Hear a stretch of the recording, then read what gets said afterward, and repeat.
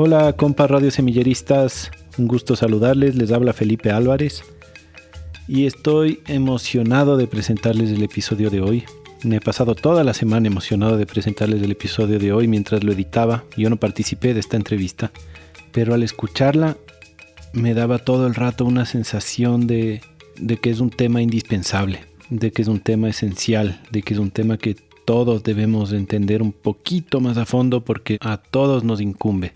Semillas ancestrales con Javier Carrera, entrevistado por Karina Bautista, nuestra compañera en Galápagos. Javier es una voz que ustedes ya conocen, lo han escuchado entrevistado en el primer episodio, Ecosistemas Antropogénicos, y también lo han escuchado como anfitrión en algunos otros episodios porque es parte del equipo de Radio Semilla.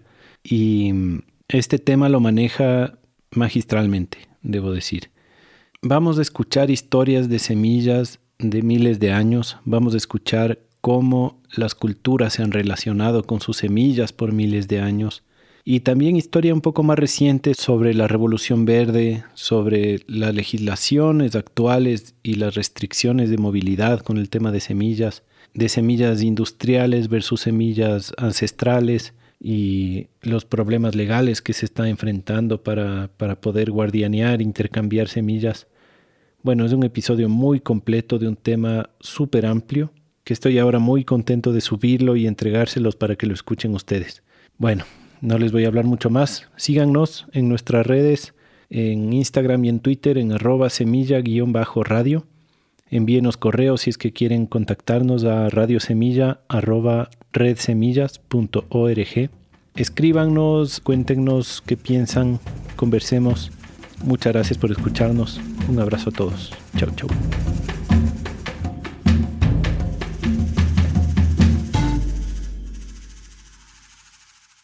Bienvenidas a otro episodio de Radio Semilla.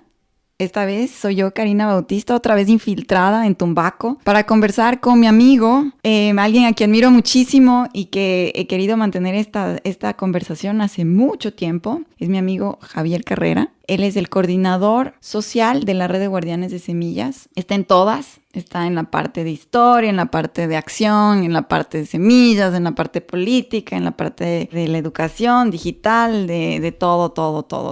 Entonces siempre le estoy mandando muchos mensajes con muchas preguntas y ahora le voy a hacer esas que no se pueden responder tanto así por mensajito de voz. Entonces estoy muy emocionada. Y vamos directo a conversar con el Javi. Y Javi es un permacultor. Y en el primer episodio de Radio Semilla nos contó un poco cómo llegó a hacer lo que hace ahora. Pero Javi, yo quería que nos definas para todos aquellos que tenemos miles de definiciones de permacultura y para aquellos que no están muy familiarizados con qué es la permacultura mismo. Antes de entrar al tema de semillas, que es lo que vamos a topar ahorita, un tema bellísimo. Defíneme en, 2 oraciones o menos, ¿qué es permacultura? ¿Qué es un permacultor o permacultora? Gracias, Cari. Qué linda introducción. También es un gusto estar contigo acá. Siempre hemos tenido conversaciones jugosas. Y sí. Un saludo también para todos y todas quienes escuchan Radio Semilla. O sea, no, pues algo más difícil pídeme. A definir en un par de frases lo que es la permacultura. Sabes que estoy en un grupo bastante abierto con mucha gente en Facebook que se llama Permacultura y alguien hizo esa pregunta hace unos días y fue tan chistoso ver la cantidad de respuestas que hay. O sea, es impresionante. Yo siempre he dicho que hay tantas definiciones de permacultura como permacultores hay, es decir, que cada quien tiene su propia definición. Y la mía suena un poco abstracta. Y me gusta mucho el pensamiento sistémico, que es esta manera de ver al mundo como sistemas complejos, interconectados y entender las redes de relaciones que existen en las cosas.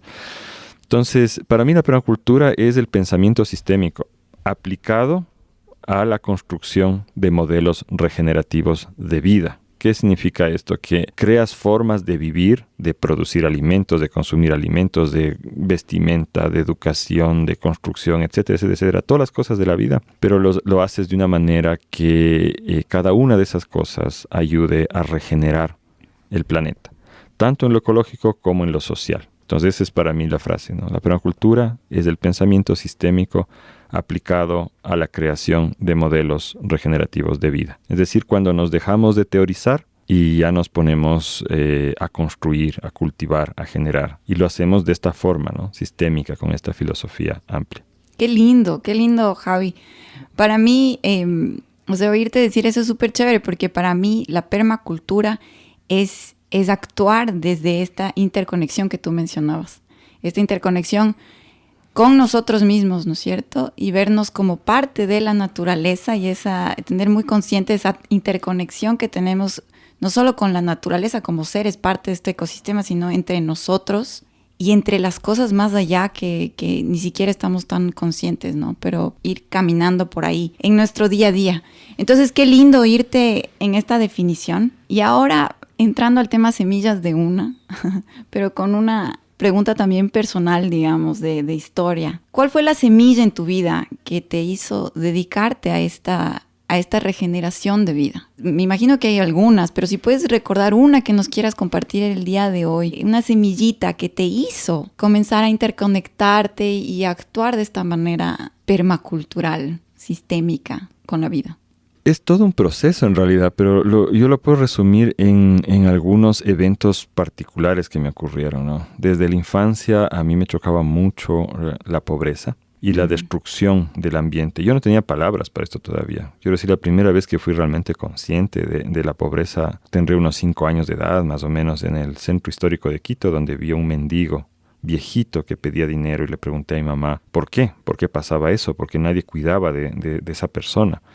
Y ella me trató de tranquilizar diciendo que eso no es nuestra culpa, ¿no? Que no hay que darle mucha cabeza. Y yo, al contrario, me obsesioné. Y ya de más grande comprendí que si bien no es nuestra culpa, porque nosotros no generamos el sistema que nos llevó a eso, sí es nuestra responsabilidad hacia el futuro, que eso siga o no siga ocurriendo, ¿no? Entonces ahí hay una cosa. Otra cosa fue un sueño muy particular que tuve a los 11 años de edad. Soñé que todo era un desierto horroroso, y que yo caminaba por este desierto y en la arena amarilla encontraba una oruga retorciéndose, ¿no? Sangrando, quemándose por el calor.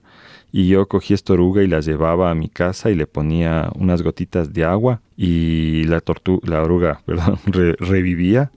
Y entonces yo empezaba a buscar plantas y cosas y luego encontraba una manera de tirar un montón de agua en el desierto y empezaba como a crear ahí un oasis con plantas. Fue un sueño tan vívido. Y cuando me desperté, igual 11 años, no es que comprendía mucho de nada, pero fue muy profundo, ¿no? Eso dejó un legado. Y bueno, finalmente es este cerro junto al cual yo crecí, el Cerro Ilaló, y donde vivo ahora, y he pasado mi vida la mayor parte acá. Yo empecé a subir este cerro a los 14 años, ya así de forma continua, con amigos al inicio, luego ya solo. Y el cerro te enseña muchas cosas. Y en particular hubo un momento en el cual yo estaba bastante insatisfecho con la vida que llevaba en la ciudad, cerca de la ciudad. Y en una de esas salidas al cerro me imaginé irme a vivir al campo, de lo que yo, había crecido en el campo, pero nunca había sido agricultor. Me imaginé cultivando y me imaginé trayendo amigos y amigas que tenían la misma insatisfacción para juntos simplemente sobrevivir, lejos de eso que nos hacía tanto daño en la ciudad. Y de repente, Cari, fue un vuelo, así de 3 horas mientras bajaba el cerro, donde me empecé a imaginar absolutamente todo, así como sería la cocina, cómo cocinaríamos, cómo haríamos esto, y de dónde vamos a sacar la plata y la energía eléctrica, todo eso se puede producir. O sea, un vuelo tan impresionante que unos meses después, cuando yo me metí a esto con fuerza y encontré el manual de permacultura de Bill Mollison, fue un choque de ver que todo eso ya lo había pensado alguien, que yo ya no iba a ser el inventor de esa cosa, sino que ya era un movimiento que existía desde hace muchos años en el mundo. Entonces ahí me tomó unos meses más autodefinirme como permacultor, hasta que dije, sí, esto es lo que yo a la final vine a hacer en el mundo, ¿no? Y sabes que hasta ese momento yo había sufrido de mucha incertidumbre. Me sentía incapaz de responder frente a toda la agresión que viene de esta sociedad industrializada. Pero cuando encontré la permacultura y me autodefiní así, esa sensación de malestar desapareció. Sí. Y no volvió. Y fue reemplazada con mucho estrés de trabajo, que es lo que hay ahora.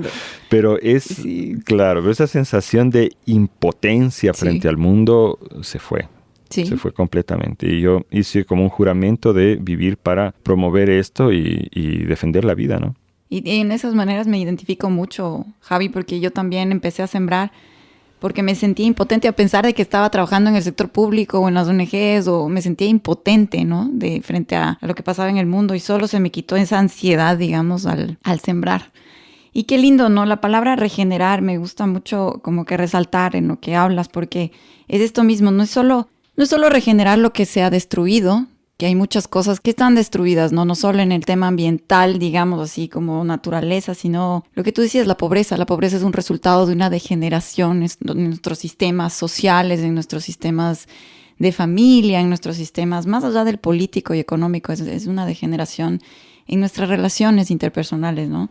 Y esto de regenerar, porque me gusta mucho como tú hablas de una regeneración social y ambiental, ¿no? Una ecología social y ambiental. Entonces, resaltar que no es solo un tema del ambiente, que estamos insertados los seres humanos ahí. Y ahora, dentro de lo que estamos insertados ahí, para mí te cuento, ¿no? Para empezar las preguntas de semillas. Yo no tenía idea qué tan importantes eran las semillas, y creo que hay muchísimo desconocimiento a nivel global sobre la importancia de las semillas, porque no se distinguen las semillas, que hay diferentes semillas. Y yo, cuando era peladita, fui a estudiar en Estados Unidos, y estuve a los, 18, 19 años. Me metí a todas las charlas que venían porque no sabía nada del mundo. Entonces dije, vivía en una burbuja en Quito, entonces dije, voy a enterarme de qué pasa. Y vino una señora que se llamaba Vandava Shiva a mi universidad, y yo solo fui porque era hindú, y le vi en la foto con el traje y dije, mira, alguien de donde yo nunca he escuchado a nadie, voy a escuchar qué dice. De curiosa. Y esa charla me cambió la vida, porque ella habló sobre semillas, y yo nunca había considerado que la semilla podía tener tanto poder. La semilla para mí era una cosita chiquitita, que sí, de ahí crece la planta, y hice el experimento en la clase. Y ella habló de semillas libres, y lo que me quedó súper grabado, me dijo, es que cuando tú tienes una semilla libre, una semilla de polinización abierta, una semilla libre, una semilla feliz, nunca vas a tener hambre y siempre vas a ser libre. Y eso se me quedó, y yo creo que no le entendí completamente todo lo que habló ese día ella. Pero nunca me imaginé que iba a ser semillerista también. Yo ahora tengo un banco de semillas y guardo semillas. Pero quiero que empecemos por ahí, Javi. ¿Qué es una buena semilla? Una semilla feliz, ¿no? ¿Y qué es la diferencia de la típica semilla que uno encuentra en la ferretería? En el sobrecito así súper, digamos, profesional, entre comillas. El más estereotipizado de marketing, el de la ferretería. ¿Qué es lo que diferencia una buena semilla? ¿Qué es una semilla? Bueno, hay tantas maneras de responder a eso. Primero que nada...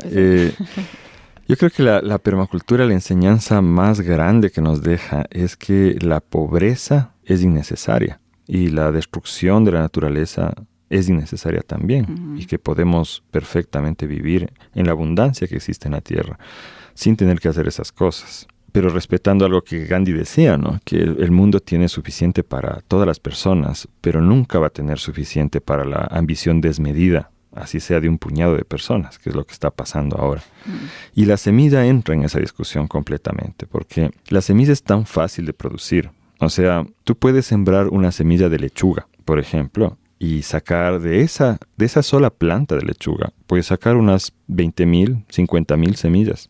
No todas van a ser igual de buenas, pero digamos que la mayoría sí son perfectamente viables y te van a dar una lechuga de excelente calidad. Es decir, que en semillas tú siempre vas a tener mucho más de lo que necesitas y vas a tener que hacer algo con ese excedente, sea comerte, intercambiar, vender, etc. Entonces eso suena maravilloso, porque lo es, así de sencillo. O sea, mientras más semillas tengamos en nuestras manos, más asegurada va a estar nuestra alimentación. Entonces, por ejemplo, en nuestra red, que somos 100 y pico familias, preservamos más de 3,000 variedades de semillas. O sea, wow. Cada variedad es una cosa diferente a la otra. Entonces, por ejemplo, en lechugas, ¿no? Tenemos esta lechuga roja, rizada, tenemos esta otra más verde claro, de hoja ancha, tenemos las romanas, que son mis favoritas. Tenemos tantos tipos de lechuga. La tropical, que es la que tengo yo. La tropical tuya, ¿no? La lechuga galapaguita. Sí. Sí. Entonces, tenemos toda esa diversidad porque a la gente le ha entusiasmado a lo largo de la historia ir creando nuevas variedades que tengan sabores diferentes o texturas diferentes, etcétera. Colores, ¿no es cierto? Nos encantan los colores. Pero sobre todo, lo más importante y lo que ahora más se olvida, porque el color es vistoso y uno se fija mucho, pero hay otro aspecto que está oculto y que es mucho más importante, y es la adaptación al entorno local. Exacto. Es decir, cuando una nueva semilla llega, por ejemplo, donde ustedes en Galápagos, al inicio a esa planta no le va a ir bien, porque hay muchos factores invisibles que la planta desconoce todavía. O sea, cómo es exactamente el contenido mineral del suelo, ¿no es cierto? ¿Qué hongos, virus, bacterias, insectos existen ahí que no existían en su lugar de origen? Entonces, todo eso son retos que a la planta le toca enfrentar, ¿sí? Y lo hace con un mecanismo muy básico, que es la evolución. La evolución, que justo en Galápagos se estudia tanto, ¿no? Tú sabes, cuando hay una presión del entorno, los individuos que mejor respondan, mejor se adapten a esa presión, van a dejar más descendencia. Y eventualmente eso es lo que le pone en camino a la evolución. Así van cambiando, se generan variedades y eventualmente las variedades o razas se convierten en especies distintas. Con la semilla pasa exactamente igual, pero se añade un factor al factor del entorno, que es el factor humano. Es decir, nosotros, las personas, ejercemos una presión biológica sobre los cultivos, seleccionando lo que más nos gusta. Y así es como se va diversificando. Entonces, llega una nueva semilla a un nuevo lugar, ¿no es cierto? Y van a pasar algunas generaciones de la planta y de selección atenta de las personas que la cuidan, ¿no es cierto? Que cuidan esa población, ese cultivo, para que vayan adaptándose las semillas a ese nuevo entorno. ¿Cómo se hace esa selección? Muy sencillo. Yo elimino todo lo que está mal. Por ejemplo, si es que hablo de lechuga, si veo que hay lechugas que inmediatamente o demasiado rápido tratan de ya irse a flor, que tú ves el centro de lechuga, tú ya has visto, ¿verdad? El centro se empieza a alargar y de hecho puede llegar al 1,50 m, 1,60 m de altura y ya produce la flor. Pero eso no conviene que suceda muy pronto porque ahí la lechuga no va a generar mucha masa, mucho volumen útil para nosotros y ya se va a volver tóxica. Entonces lo primero que hago es, si hay plantas que hacen eso, yo les mato, ¿no es cierto? No quiero que esa información genética, esa tendencia de ir a flor más rápido, pase al resto de la población. Quiero eliminarla, ¿sí? Igual manera, elimino todas las plantas que están demasiado débiles, ¿sí? Porque son más susceptibles a enfermedades. Entonces las elimino. Y a la final lo que hago es que voy seleccionando las plantas que mejor están, ¿sí? Y así lo hago por varios años. Y a la final descubro que ya he llegado a un punto, que se llama estabilizar la variedad, donde ya todas las plantitas, o casi todas, la mayoría, me salen muy bien, ¿no es cierto? Y ahí puedo empezar a decir, pero algunas son medio más rojitas y eso me gustó. Entonces ahora voy a separar las que son medio rojitas, no dejar que se crucen con las otras y generación tras generación voy a seleccionar las que tengan más tendencia a ser rojitas. Y así puedo acabar creando unas lechugas galapaguitas rojitas. Y eso es lo que la población campesina del mundo ha hecho durante miles de años. Ahora, respondiendo a tu pregunta, esto es maravilloso, ¿verdad? Bueno, es increíble, es que lindo que esto exista. Pero el problema es que esto que acabo de escribir está en peligro, ¿sí? Y eso es lo que Vandana Shiva te contó a ti y que hemos trabajado los guardianes de semillas desde hace bastante tiempo. Nuestra red ya va casi 2 décadas, ¿no? Es el hecho de que la industria agroquímica, con apoyo de los estados, de los gobiernos de todos los países, ha ido eliminando esta capacidad de la humanidad de mantener la evolución de semillas y producir semillas de calidad libres en manos de la población, mediante leyes que favorecen una agresiva presencia en el mercado de las compañías de agroquímicos, que son las que controlan las semillas, para que nos enganchan con la semilla a comprar sus agroquímicos. Y el resultado es que tenemos lo que se llama erosión genética. Cada día se pierden en promedio 10 variedades de semillas en el mundo. Y según datos de la FAO, ya hemos perdido más del 75% de todas las semillas en las últimas 5 décadas. Entonces esa es la cuestión con la libertad de las semillas. O sea, lo que hemos perdido es el tener el poder de alimentarnos libremente, en abundancia, nosotros, los comunes y corrientes, digamos, y le hemos entregado ese poder a las compañías, sí, a un par de compañías, ¿no? Porque son un par. Lo hemos hecho en muchos sentidos, pero las semillas en un sentido bastante particular. Y ahí cabe explicar la diferencia entre seguridad y soberanía alimentaria, ¿no? A ver, explícame. Que la seguridad alimentaria fue algo definido por Naciones Unidas como el derecho que tiene la gente a tener alimentación, la seguridad de que va a poder comer. Pero a eso la vía campesina respondió ya en los años 90 diciendo que eso no basta, que un pueblo tiene que tener soberanía, es decir, control sobre su alimentación y decidir qué come y cómo se produce lo que come. Nuestro amigo Roberto Gortaire de Utopía solía decir que la diferencia es que, por ejemplo, tu perro tiene seguridad alimentaria. cuando tú le alimentas con las bolitas de esas de soya transgénica que le dan cáncer al perro. Eso es seguridad alimentaria, porque no le va a faltar, pero tú decides, el ser humano, qué es lo que él come. Soberanía alimentaria, en cambio, es decidir, no, yo no quiero comer eso porque me hace daño. Y yo voy a elegir la comida que realmente tiene relevancia para mí, como cultura, como individuo que busca su salud, ¿no es cierto? Y como fortalecimiento de la economía de mi pueblo. Eso es soberanía alimentaria. Pues la soberanía alimentaria no puede existir si no hay un derecho a la semilla, un control de la población sobre los recursos genéticos de los cuales depende su alimentación. Y bueno, a mí me interesa muchísimo la historia de las semillas y todo, pero antes de pasar a la historia de las semillas, exactamente, ¿dónde perdimos? ¿Cuándo perdimos este poder, Javi? Esta libertad de controlar nuestras propias semillas. Hay una fecha, fue incremental, particularmente un evento. Sí, fue incremental, pero fue muy rápido. Fue a partir de los años 60 cuando empresas norteamericanas, a través de acuerdos del gobierno de Estados Unidos con otros países, instauraron lo que se llamó la Revolución Verde, que es la industrialización global de la agricultura. Esto sucedió básicamente porque después de la Segunda Guerra Mundial había muchas industrias en Estados Unidos, en Europa, en Japón, etcétera, que necesitaban reciclarse en el sentido de que se acabó la guerra y no sabían qué hacer con esos excedentes industriales que tenían. Entonces, por ejemplo, habían producido grandes cantidades de munición y las fábricas estaban ahí. Y lo que hicieron fue, se dieron cuenta que el paso para producir fertilizantes a partir de la misma química que produce municiones es muy sencillo. Entonces, las fábricas de municiones se transformaron en fábricas de fertilizantes. Las fábricas de producir tanques de guerra se transformaron en fábricas de maquinaria agrícola. El problema es que nadie quería utilizar esas cosas. O sea, incluso en Estados Unidos los agricultores tenían ya su cultura agrícola establecida sin necesidad de eso. Y sobre todo porque las plantas no respondían a los fertilizantes. Tú les dabas más fertilizante químico y la planta no crecía más de lo que ya crecía si le dabas un buen abono natural.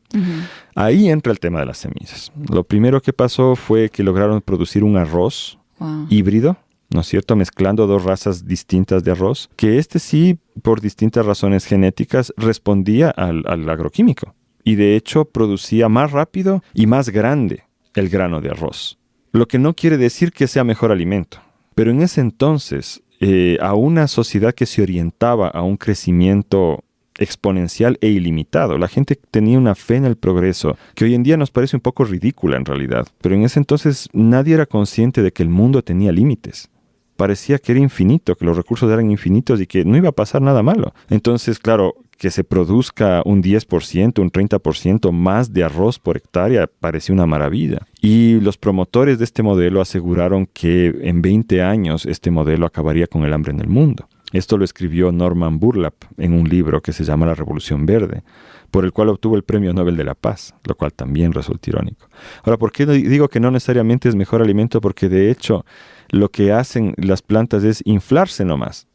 O sea, se inflan de agua, pero no tienen más contenido alimenticio. Y eso pasa en todas las semillas. Es solo visual, entonces. No, es masa. Es interesante lo que dices. Ajá. Porque sin una semilla, digamos, no feliz, una semilla ya hecha para los químicos realmente no tienen ese efecto inflador de ponerle a la planta tan bonita que parezca que es mucho mejor, que hasta te da un premio Nobel de la Paz, ¿no?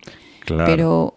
Pero claro, con una semilla adaptada tienes una planta que es ya resistente y que no necesita de estas importaciones o de estos insumos. Pero entonces tuvieron que cambiar la semilla para poder vendernos también el químico, ¿no es cierto? Exactamente. Eso es, y le dieron el nombre. En las plantas donde hacían armas, eso me parece a mí un carmazo terrible. Además, eso no sabía. Y le dieron el nombre de semilla mejorada, lo cual a los expertos que conocemos del tema nos da mucha risa, ¿no? Pero déjame contarte el ejemplo del haba que me parece significativo, ¿no? El haba, ¿no es cierto? Vicia faba, una planta que vino del centro de Asia y de Mesopotamia hacia acá. Pues la que yo conocí de niño, era una semilla pequeña en realidad, que se tomaba de 12 a 14 meses para crecer, ¿sí? Y que es súper dura. Y eso a mí me impresiona mucho ver la gente de la tercera edad, ¿no es cierto? Nuestros ancianos, que se comen todavía eso, o sea, y qué dentaduras tan impresionantes, así pueden mascarse una de esas habas duras, ¿no? El haba hoy en día, en cambio, es una pepa que es 4 veces más grande en tamaño que el haba que yo conocí de niño. Y se cultiva en apenas 5 meses. ¿Sí? 4 a 6 meses ya sales con tu cultivo de haba. Entonces esa es la semilla mejorada que se le llama. Ese truquito solo funciona si tú pones agroquímicos. Pero el problema con eso, hay varios problemas, ¿no es cierto? Un problema es que ese cultivo te exige que tú destruyas el suelo, ¿sí? No hay otra manera de hacerlo. Cuando tú trabajas con semillas, entre comillas, mejoradas y con los agroquímicos que vienen con ellas para que funcione, necesariamente vas a destruir tu suelo. No hay otra opción. Y se va a destruir rápido. O sea, entre 10 y 30 años ese suelo ya va a estar muerto. Ya no va a servir, ¿no es cierto? Y vas a tener que meterle cada vez más químicos para que la cosa funcione. Segundo problema, de hecho esta semilla es muy susceptible a enfermedades, ¿sí? Las semillas ancestrales por lo general son resistentes. Por sí mismas se paran y se defienden frente a plagas y enfermedades. Mientras que estas semillas modernas, que ya les voy a llamar, como les decimos nosotros, desmejoradas directamente, son muy susceptibles. Por lo tanto, te obligamos a meter más químicos, cosa que a la industria le encanta, evidentemente. La tercera cosa que es bien grave es que esto no es magia. O sea, la ciencia no puede hacer que la biología funcione distinto de lo que la evolución ha creado. No se puede en realidad. Entonces aquí no hay magia, lo que hay es un truco nomás. Y el truco es que a estas plantas fueron seleccionadas para hincharse de agua rápidamente, ¿sí? Y eso es lo que hace que se hagan más grandes. Y también es lo que hace que produzcan más rápido. Porque ganar agua es muy fácil para la planta. Lo que demora tiempo es producir fibra, ¿no es cierto? Eso demora mucho más tiempo. Pero, sorpresa, las vitaminas y los minerales, es decir, los alimentos para nosotros y nosotras de la planta, están en la fibra, no en el agua. Entonces, una de esas habitas chiquitas de antes vale como 4 o 5 de las habas modernas. Y eso pasa en todo el espectro. Nos alimentamos menos. Nos alimentamos menos. O sea, al comer tú esas habas estás comiendo, o sea, hinchándote, ¿no es cierto? Pero literalmente estás comiendo 4 veces menos de lo que comías antes. Wow. Y ahora multiplica eso por todo el espectro alimenticio con muy pocas excepciones. Por ejemplo, el maíz en Ecuador sigue siendo maíz campesino el que nos alimentamos y es bueno. Sí, es buena calidad. Okay.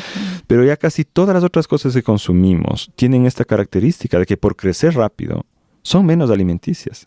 Y además los suelos están agotados por esta mala práctica, lo cual incluso reduce aún más la cantidad de minerales presentes. Entonces la humanidad moderna sufre de un gravísimo problema de desmineralización, que se ven muchos efectos en la salud que tenemos. Entonces esa es una de las razones para mí más importantes de tratar de rescatar la semilla ancestral. Y todo con una semilla. Y ahora, bueno, entonces hablemos de las semillas ancestrales.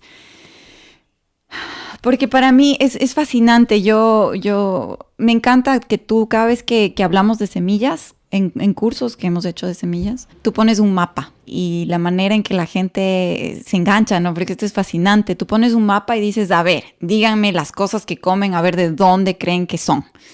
Y es chéverísimo porque, claro, ¿no? Pones de dónde es el banano, el guineo, por ejemplo. Y nosotros es tan ecuatoriano, ¿no? Está tan metido en nuestra identidad, en nuestra cultura. Y el banano no es de aquí. Entonces, el tomate está tan metido en la cultura italiana, europea, la papa también, y no es de ahí, es de acá. Entonces, obviamente hubo un intercambio cuando vinieron los españoles, ¿no? Pero yo sé que hubo intercambios de semillas desde muchísimo antes. Y ese viaje me parece fascinante. Entonces, hablemos de la semilla ancestral en su viaje. La semilla ancestral, bueno, es la semilla de nuestros ancestros, ¿no es cierto? Esta semilla que está feliz, digamos, pepiada, es robusta, es buena, es seleccionada, lo que hemos dicho, llena de minerales, ¿no? Tenía muchísimo, esta alimentación maravillosa que tenían nuestros ancestros, pero también intercambiaban semillas activamente con varias partes del mundo. Entonces, cuéntame estos viajes. Y yo siempre me confundo de dónde es el banano. ¿El banano es asiático o africano?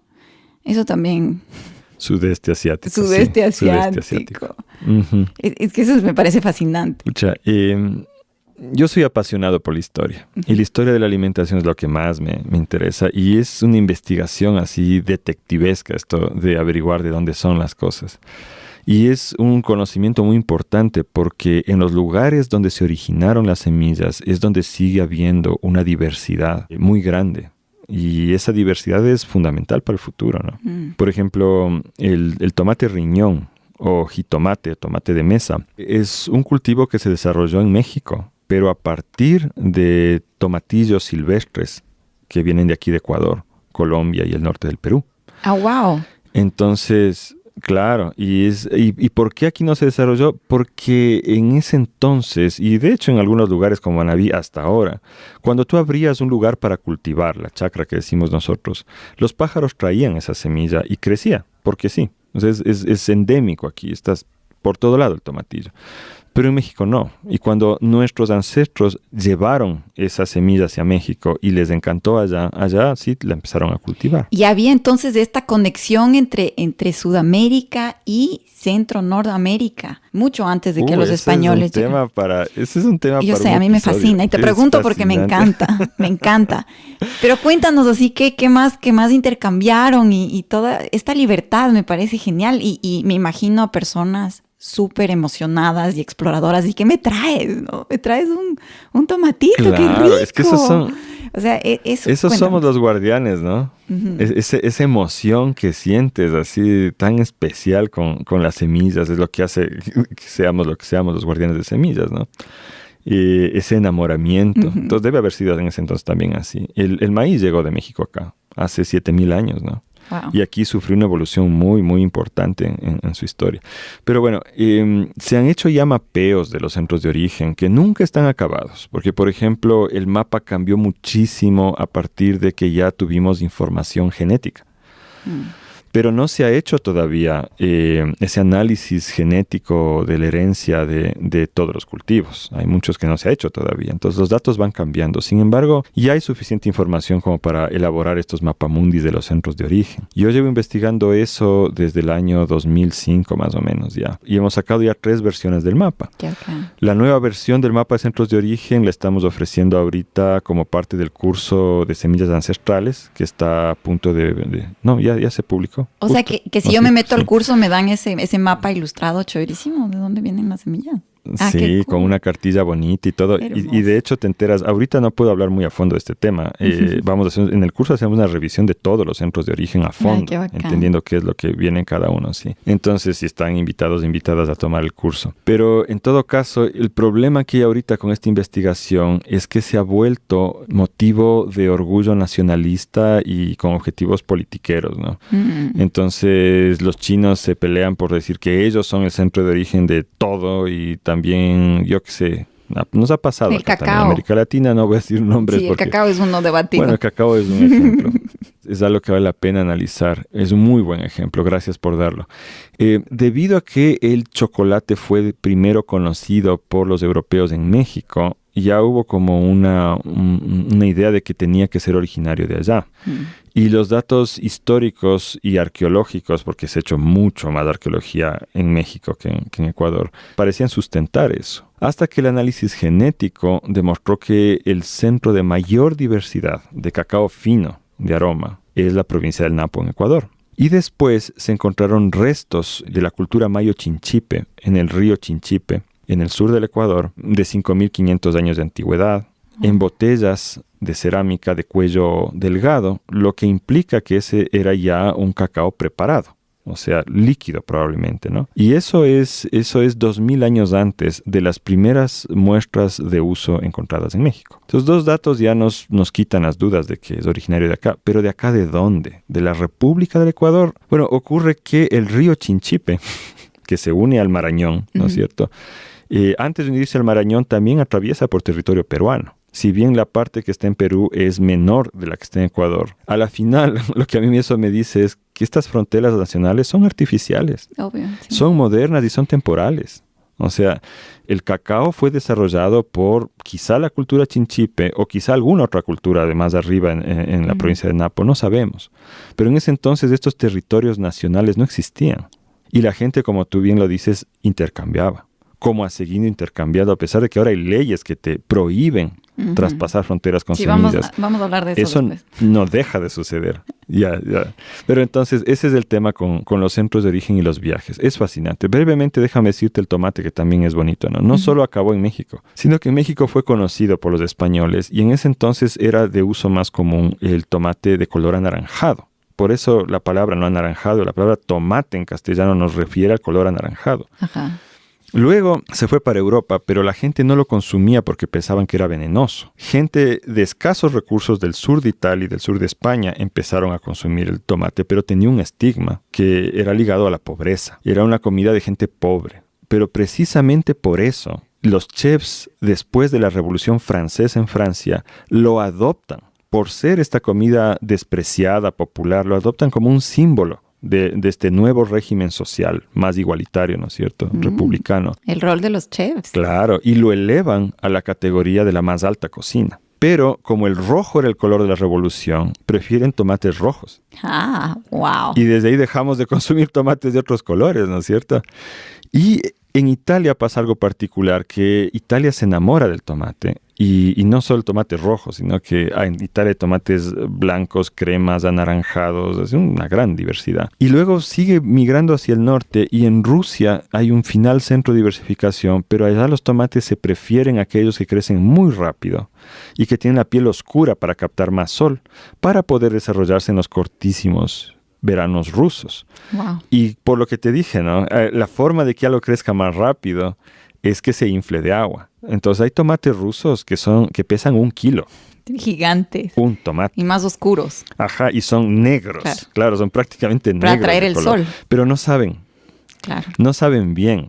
Y un tomate de esos, o sea, ni 5 tomates de esos llegan a tener la cantidad de nutracéuticos, ¿no? De medicina nutricional que tiene uno de nuestros tomatillos de Manabí. Wow. Entonces, esto es la semilla. Estos viajes son la semilla. A mí me parece fascinante porque yo, en el trabajo que hacemos en Galápagos, es tratar de identificar las variedades que se dan mejor, ¿no? Porque no ha habido esta investigación antes. Entonces, tratar de ver qué está mejor adaptado. Y yo busco un jitomate que crezca en mi zona y no se me da, solo se me dan los tomatillos. Entonces, esto de identificar, de ver, me parece... de tantas variedades que puedo probar es impresionante. Y aquí Cari. Dime.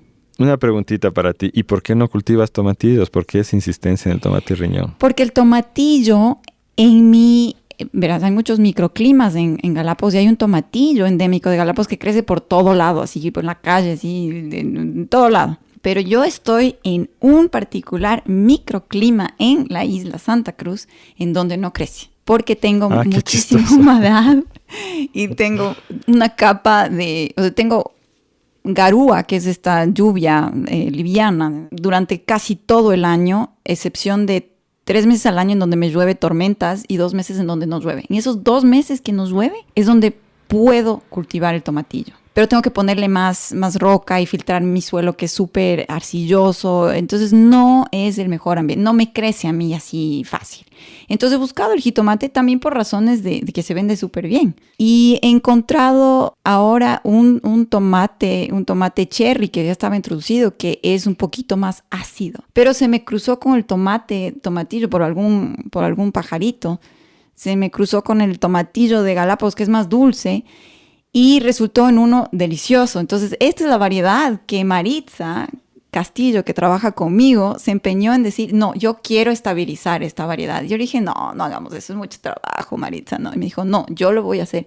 Y iba en su cuarto año seleccionando por sabor, porque ya es súper, decimos súper angano, súper fuerte esa planta. Puede crecer en toda la temporada fría, caliente de mi microclima de Galápagos. Entonces es chéverísimo y ese trabajo que está haciendo Maritza es maravilloso. Está haciendo una selección para tener un tomate en una zona de Galápagos donde generalmente no crecen los tomates y tener uno que crezca a cielo abierto, ¿no? Y contra todo, y que sepa bien. Qué bella historia. Sí, Qué bella historia. Y lo llamamos tomate Maritza porque es Maritza, es ella, ¿no? Es ella la que está en eso. Entonces es ella, es su tomate. ¿Ves? Y así, eso que acabas de describir ahorita es como se han creado todos los alimentos que consumimos hoy en día. Wow. Por ese tipo de obsesión, de curiosidad.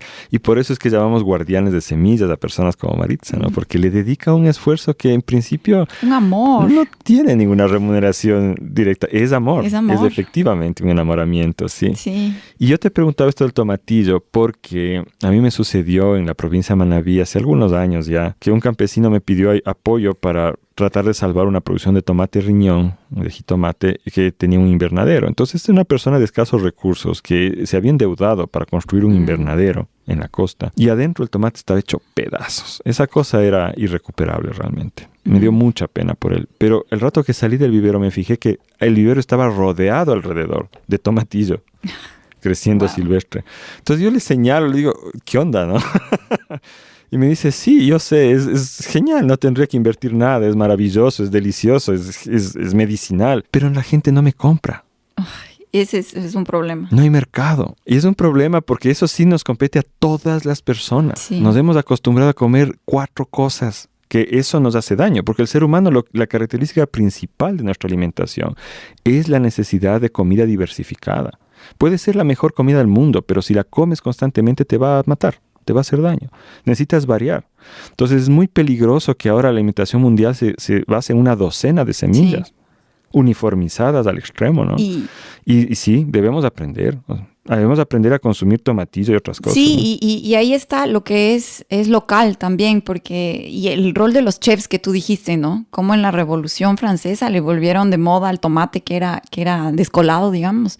Y también la historia del ajo me parece genial, porque leí este libro sobre la historia del ajo, en donde el ajo era considerado en Estados Unidos algo feo, algo amargo, algo apestoso, y los inmigrantes italianos que lo trajeron eran los descolados, digamos, ¿no? Los apestosos. Y de repente cuando los italianos ganaron más poder económico, o sea, por las mafias, por lo que sea, y ellos ponían en todo el ajo, comenzaron a ponerse estos restaurantes y chefs que ponían el ajo. Entonces, si te invitaban a un rico, ¿no? O sea, este tiene plata, ¿no? Y come ajo, yo también voy a comer ajo. Entonces, esto de que mi vecino que ya tiene poder está haciendo esto, yo lo voy a hacer. Y el chef, y la capacidad del chef de ponerlo en la mesa y hacer que coman. Porque para mí en Galápagos es una batalla que tengo. Cómo poder diversificar la dieta de la gente para que puedan sobrevivir nuestras fincas regenerativas que están empezando, ¿no?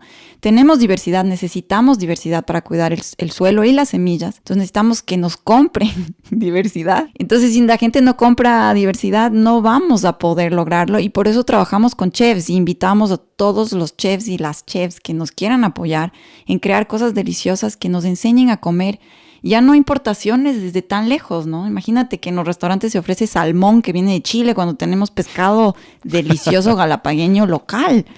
Entonces y traemos unas papas y ajos de ni sé dónde cuando se da la flor de ajo súper bien, se da la papachina, el camote muy bien. Entonces bueno, para no seguir en esos temas, cuéntame un poquito de este tema de dónde son las cosas. Hay puntos que son puntos como que puntos calientes de donde se domesticaron varias semillas. Tú mencionaste México, otro es Manabí. Sé que otro es por ahí Japón, ¿no es cierto? O el sudeste asiático. A ver. O corrígeme si estoy mal, pero lo que te quería preguntar, además de estos puntos calientes, estos puntos donde se domesticaron más semillas, hay un punto en Asia. ¿Cómo llegaron acá? ¿Cuándo llegaron esas cosas asiáticas que a tal punto de que el banano ahora es ecuatoriano, ¿no? Y su origen no es de aquí. Entonces, ¿cuándo llegó eso? ¿Llegó con los españoles o llegó antes? Cuéntanos estos viajes ancestrales. Bueno, se definen 8 centros principales de domesticación en el mundo, aunque el número varía de acuerdo a distintas investigaciones. Esos los describimos en el curso todos. Simplemente ahorita voy a decirles que los Andes son uno de los lugares más importantes y el sudeste asiático es otro, ¿no? Sudeste asiático es Indonesia, Vietnam, Laos, Camboya, Tailandia y también el sur de China y la parte nororiental de la India, ¿no? Eso es el sudeste asiático. Y de ahí vienen los bananos, todos ellos. ¿Y no está Japón? No. ¿No está Japón en estos 8 puntos? Para nada. En absoluto. Ya, Japón es lo que se llama un centro secundario de diversificación como lo es también Italia para el caso del tomate. Entonces, lo que Japón hizo fue recibir semillas de otros lados, ponte el rábano, y de ahí surgió una diversidad, por ejemplo, el rábano daikon, pero ya recibieron las semillas, ¿no? Ya. Entonces, el banano es originario del sudeste asiático. Sin embargo, la razón por la que está acá en los Andes tiene que ver con la esclavitud en realidad, porque hace mucho tiempo se volvió ya uno de los alimentos principales en África. Entonces, cuando empezó la esclavitud, al inicio mismo del colonialismo, antes de venir a establecerse acá, los españoles establecieron plantaciones de bananos, guineos, etcétera, en las Canarias, que era la única parte de su territorio donde esto crecía bien. Y desde ahí ya se ligó a la esclavitud.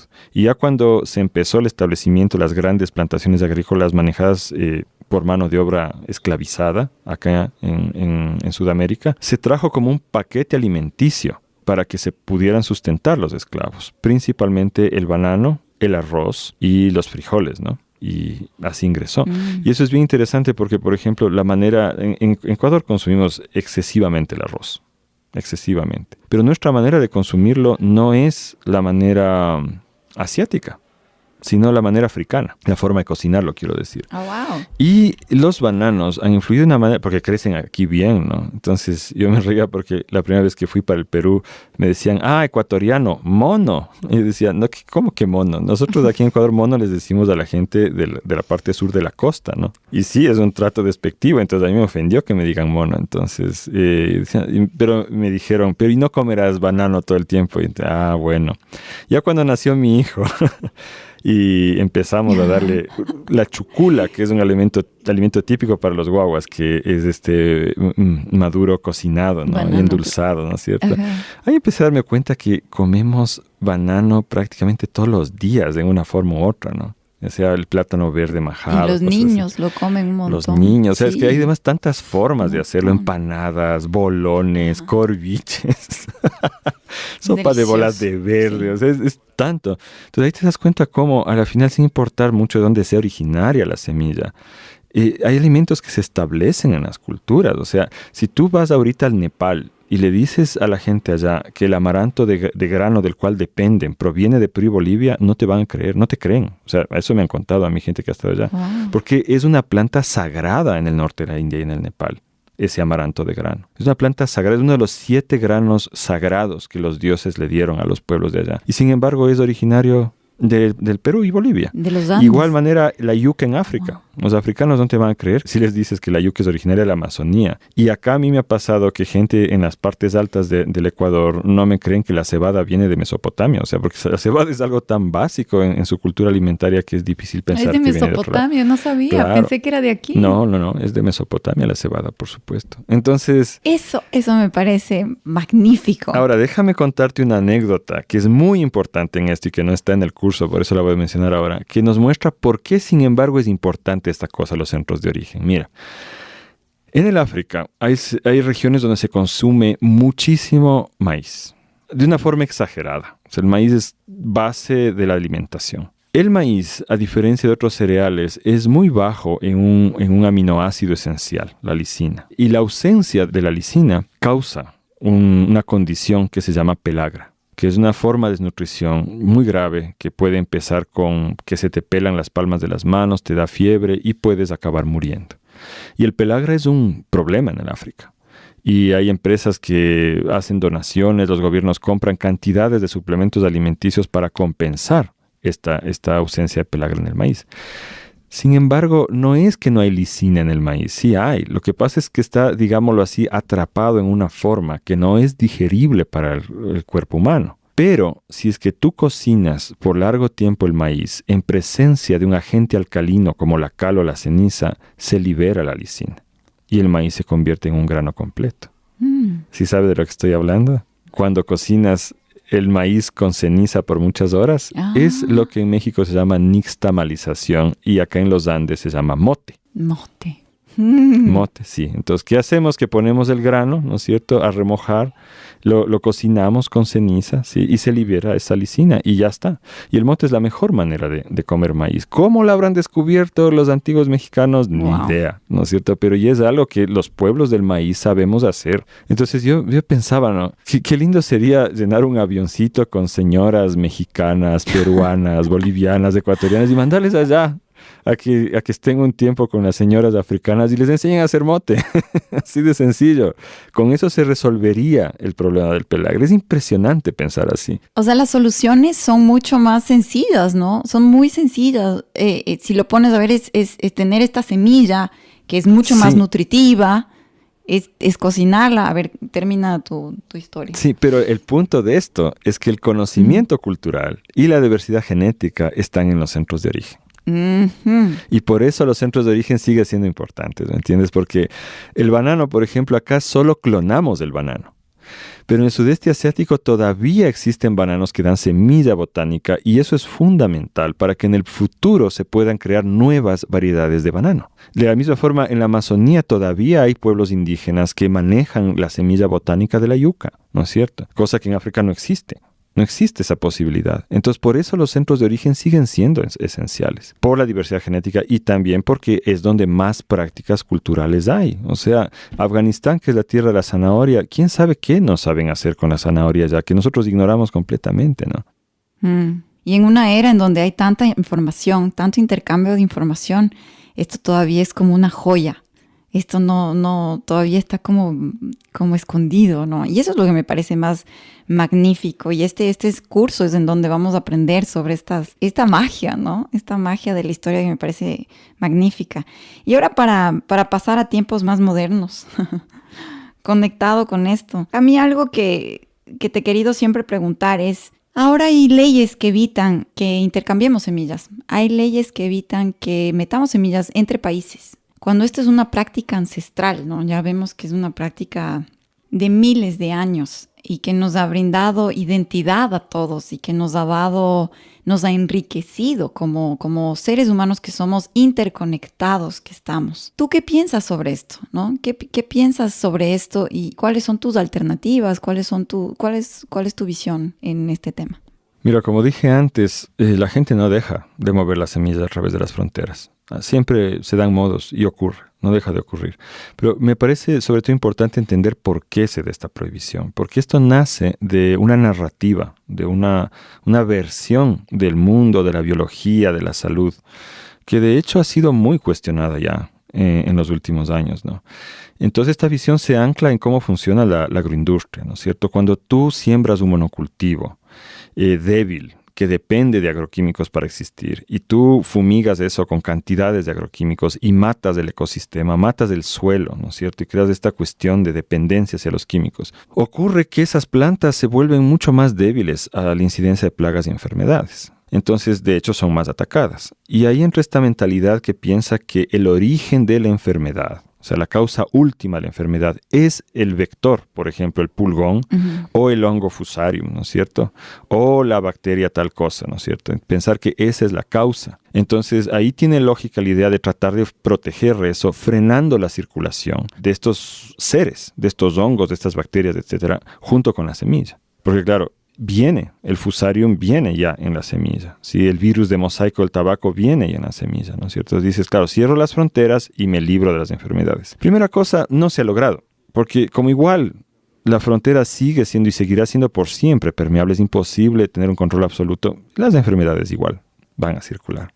Pero hay otro punto más importante, que es que aun si lográramos frenar las enfermedades que crucen las fronteras, igual evolucionarían enfermedades y plagas localmente. Porque lo que nosotros llamamos enfermedad o plaga es un hecho natural que existe siempre cuando hay una población excesivamente grande de algo. O sea, si tú te pones a sembrar una provincia entera de papas, como es el Carchi en el Ecuador, es biológicamente imposible que no surjan plagas y enfermedades que ataquen eso.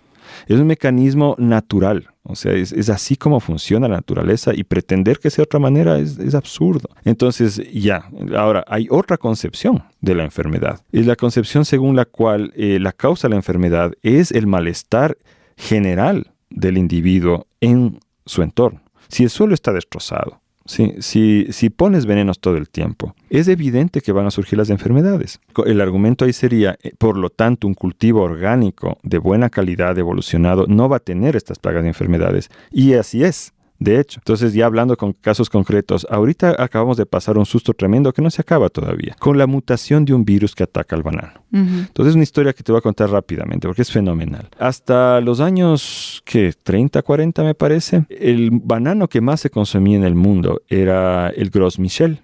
El gran Miguel, digamos, ¿no? Gros Michel. Era un banano delicioso, más dulce y más cremoso de lo que consumimos ahora. Eso salió del sudeste asiático, evidentemente, y se empezó a hacer monocultivo en todo el resto del mundo, especialmente aquí en Latinoamérica. El mercado principal era Estados Unidos, ¿no es cierto? Se hizo tanto monocultivo que surgió un virus. Y este virus atacó de tal manera las plantaciones de monocultivo que el Gros Michel se consideró perdido. Y se empezó a cultivar otra variedad de banano llamada Cavendish. Y el Cavendish es lo que consumimos ahora. Y es un banano mucho menos dulce y menos cremoso que el Gros Michel. Es inferior en calidad, pero es resistente a ese virus que mató al Gros Michel. Y ya no existe, nos dice la narrativa oficial, Gros Michel. Ya no existe. Simplemente ha dejado de existir. Y ahora tenemos Cavendish. Entonces, lo que sucedió hace un par de años es que este mismo virus mutó en una nueva variante del virus y empezó a atacar al Cavendish. Y eso nos pone en peligro de que colapse nuevamente la producción mundial de banano. ¿Sí? Y frente a eso, claro, la industria responde, vamos a cerrar fronteras, primera cosa. Vamos a cerrar totalmente las fronteras. Y segundo, vamos a crear un banano transgénico resistente, un Cavendish transgénico resistente. Pues bien, del otro lado de la narrativa, ¿no es cierto? De nuestro lado de la permacultura, resulta que yo me puse a averiguar, hablando con amigos en Costa Rica y en Ecuador, para descubrir que el Gros Michel no desapareció. El Gros Michel existe. Se cultiva en Costa Rica y se cultiva en el Ecuador. No se comercializa, no hay mercado para él ahorita, pero es una delicia. Y se cultiva en unidades agroecológicas muy diversas, donde por razones que la ciencia poco a poco definirá, este virus no le afecta. Y si le afecta, llegará a morir una que otra mata, pero no es nada grave, ¿no es cierto? Y en esas mismas fincas, este nuevo virus no afecta a los Cavendish orgánicos que están ahí. Es que es la diversidad. Pues por eso es nuestra argumentación. El problema no es el vector, el virus. El problema son las condiciones del cultivo. El monocultivo. Y en eso el tema de la semilla es esencial. Exacto. Que es una sola cosa. Claro. Y la semilla tiene mucho que ver ahí, porque de hecho podríamos, mediante selección, que toma tal vez décadas, es verdad, pero en el sudeste asiático, basados en cruces con plantas que tienen resistencia a estos virus, podríamos producir también bananos que son resistentes. Entonces, esto de cerrar las fronteras no funciona. Hay, por ejemplo, un amigo entrando a Chile con semillas, le cogieron y le tocó pagar $500 de multa. O sea, no, nos tratan como si fuéramos narcotraficantes, literalmente, ¿no? Sí. Por llevar semillas, cuando en realidad las enfermedades siguen surgiendo y repartiéndose. Tenemos más pérdida de la cosecha mundial por plagas de lo que nunca antes ha habido en la historia. O sea, hasta el 20% de la cosecha se pierde en plagas. Antes de la Revolución Verde se perdía el 2%. Entonces, la condición no ha mejorado, ha empeorado. Ha empeorado. Y el cerrar las fronteras, claro, el cerrar las fronteras no ayuda realmente a esto. Porque el modelo de destrucción del suelo y del ambiente continúa. Y ese es el problema realmente. No un virus que cruzó una frontera. Y para mí, lo que dijiste al principio, ¿no es cierto? El que sea prohibido no evita este comportamiento instintivo, natural de los seres humanos de compartir semillas. Está tan en nosotros el llevar semillitas. Yo voy a una finca aquí y veo otra cosa y es como que, wow, ven, mira.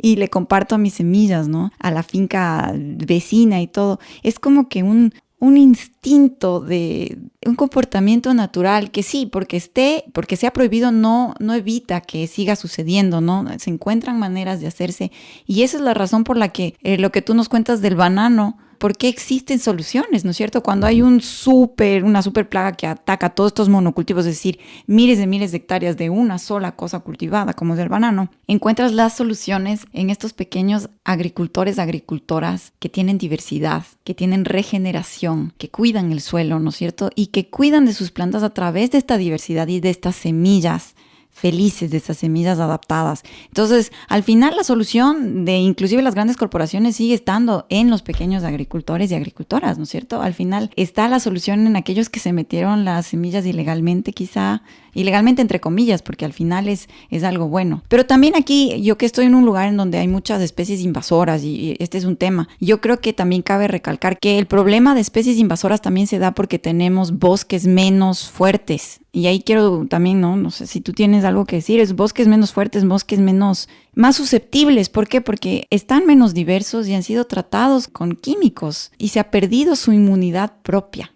¿no? Se ha perdido la inmunidad de que se defiendan de una nueva planta con las propias especies nativas y que llegue un balance, esta nueva introducción, porque las plantas se han introducido en diferentes ecosistemas desde hace muchísimo. Y en esto te quiero preguntar, este trabajo con la naturaleza, ya para ir cerrando, ¿no?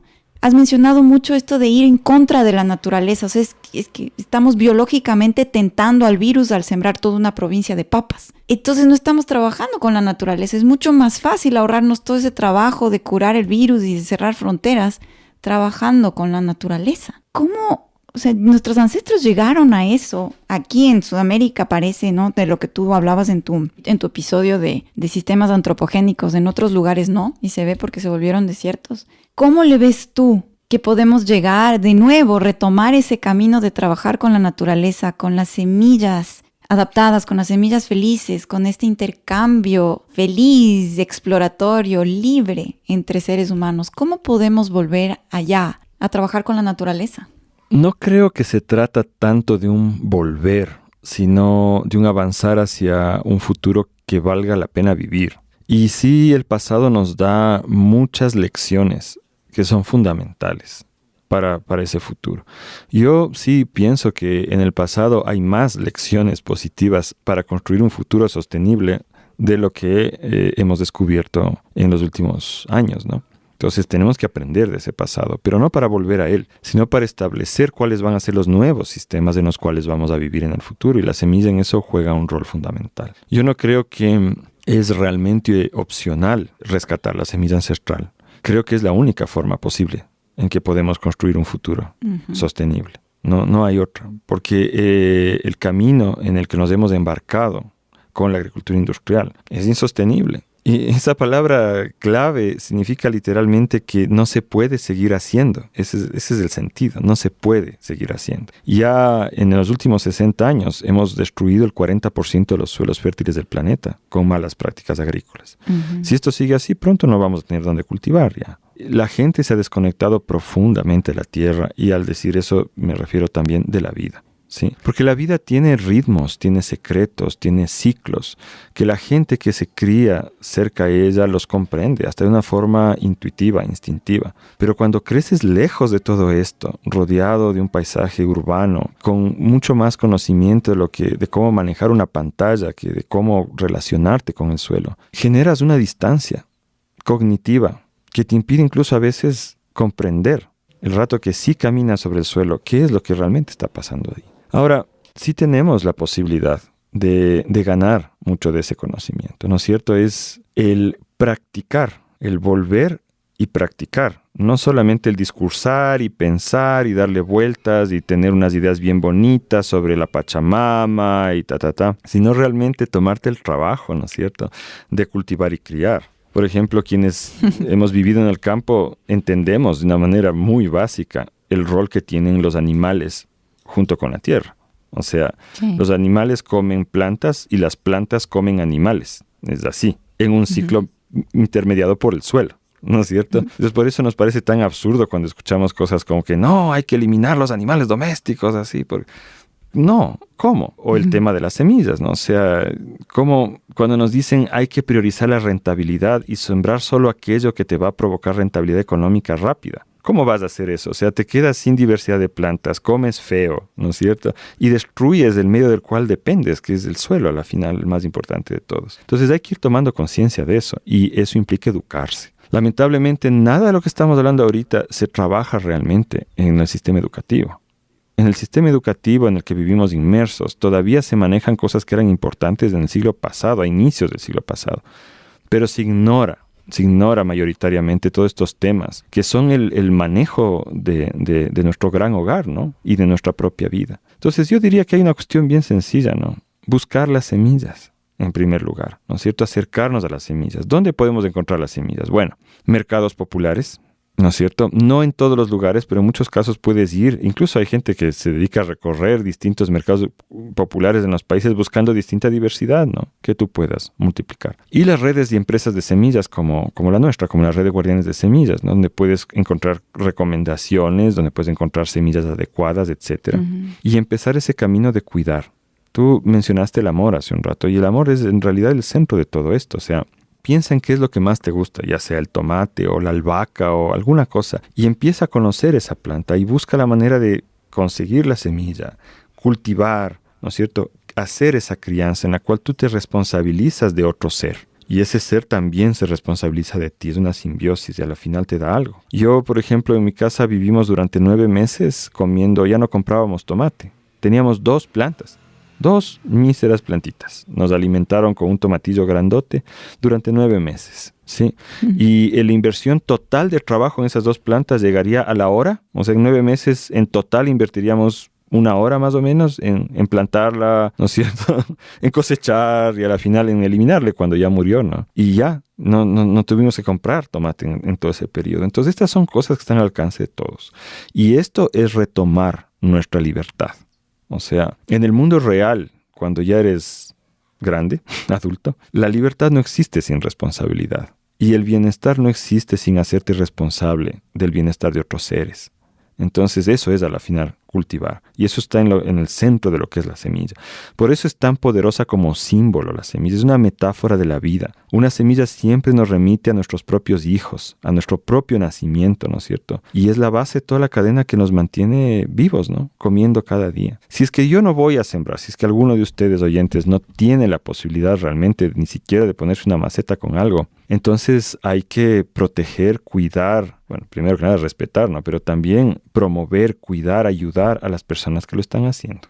Eso es fundamental. Y ahí está el trabajo que sí me gustaría que lo conversemos un poco más del tema de las leyes, ¿no? Eso y también la producción. O sea, cada vez que tú compras algo, estás haciendo un voto importantísimo por qué mundo quieres que exista. O sea, y a eso voy. A eso voy porque me parece lindísimo lo que dijiste, Javi, justo porque hablas de las leyes. Hablaste de responsabilidad, ¿no? Por un lado, retomar la libertad, por un lado, hacerse responsable. Y lo que yo veo mucho ahora es que hay mucha responsabilidad en mensajes, hay mucha responsabilidad en decir, sí, queremos, ¿no?, más áreas protegidas, sí, el reciclaje, sí, o sea, como que mucho en acción y más en tu estado, en el Facebook, en tu estado, en el Instagram, estás tuiteando sobre más cosas. Es más, ONGs dicen hay un despertar ecológico porque hay más mensajes tuiteados sobre estos temas, que sí, por ahí se empieza, pero hay una señora que se llama Rachel Cargill en Estados Unidos que me gusta muchísimo y ella dice, sí, cuídate a ti misma, sí, qué chévere que postees estos mensajes sobre el reciclaje y qué chévere que hasta recicles, pero por favor también mándale una carta a tu gobernador. Por favor, infórmate bien cuando escojas a tu presidente o tu presidenta. Influye en las leyes y sal a protestar informándote de qué leyes están en contra de lo que tuiteaste que dices que te gusta. Porque si no cambiamos eso, las cosas no van a cambiar y solo se cambian a través de esa presión social. Y ella lo dijo en una manera muy chévere porque tiene un montón de seguidores y dijo, qué bacán que todos ustedes me siguen y me ponen like, pero esto no es suficiente. Si no van y hacen lo mismo, y no solo a nivel personal, que chévere que lo hagas a nivel personal, pero necesitamos que alguien más esté hablando con los que toman las decisiones. Necesitamos que también pongas presión. Si estás en este lado y dices que quieres un cambio del mundo, que quieres que haya más verde, que te importa, entonces que realmente te importe, al menos manda una cartita, al menos apóyale, yo qué sé. Y en esto es algo que a mí me cuesta mucho, porque primero que las leyes están en chino, pero es eso que quería topar contigo. Las leyes en cuanto a las semillas es lo que nos está quitando esta libertad de la que hemos hablado. ¿Cómo podemos involucrarnos más? ¿Y cómo podemos apoyar? Ya hemos hablado de comprar, ya hemos hablado de identificar, de incluir más diversidad en nuestra dieta. Ahora ya tenemos recursos en donde informarnos, que puede empezar por aquí, por la red de guardianes, nuestras plataformas. ¿Cómo podemos llegar también a colitar en esta lucha porque las leyes sean consecuentes con el mundo que queremos crear? Me hiciste pensar en un meme que dice que la espiritualidad sin conciencia social es positividad tóxica. Sí, tenemos que Es verdad. tomar conciencia del hecho de que todos somos actores políticos. Eso no hay manera de evitarlo. O sea, no puedes tú decir, no, a mí la política no me interesa. No, o sea, si no te interesa, al decir eso estás haciendo una acción política, ¿no es cierto? Si es que tú no estás con las acciones de tu vida de forma consciente, haciéndolas, seleccionando aquello que construye el mundo en el que quieres vivir, entonces estás siguiendo a la masa que está apoyando a que el sistema se mantenga así. O sea, es simplemente así. Wow, ¿puedes repetir eso? Solamente porque creo que es súper poderoso y para mí que estoy pensando y tomando notas así como que para volver a procesarlo. O sea, el rato que tú no te involucras activamente en la política, estás dejando sirviéndole a los intereses. O sea, eres un soldado más, digámoslo así. Si tú no conscientemente seleccionas a cada momento aquellas acciones que van a construir el mundo en el que quieres vivir, entonces estás siendo un soldado más del ejército que sostiene este sistema, así como está, explotador, injusto, etc. No hay posición neutral. Eso. Ya no existe. O sea, no creo que nunca existió, de hecho, ¿no es cierto? De hecho, nunca existió. Porque tú estás consumiendo, tú estás, qué sé yo, voy al supermercado en vez de ir al mercado popular y eso es una acción política gigantesca, ¿no es cierto? Y ese supermercado probablemente pertenece a una de las familias más poderosas de tu país, que tiene una línea caliente, así como el comisionado Gordon con Batman, ¿no? Así, con el gobierno. E inciden en la política constantemente. Tú no estás incidiendo, eres un peón más. Pero ese dueño de empresa que se beneficia de tu inversión constante, ese sí está influyendo en que las leyes sean escritas de tal manera que le brinden beneficios constantes, sin importar lo que le ocurra al planeta, y a ti, y a tu familia en el futuro, ¿no?